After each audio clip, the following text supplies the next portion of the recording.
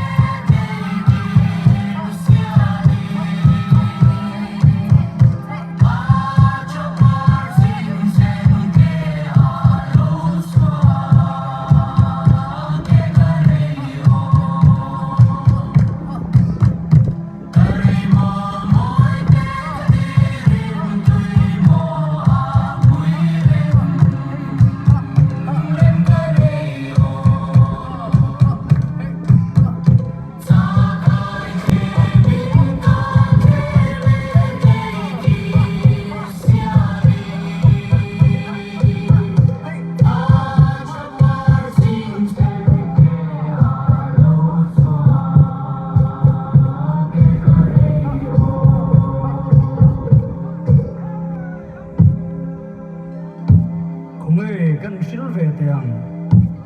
cái dùng cái liếm tàng đi nuôi à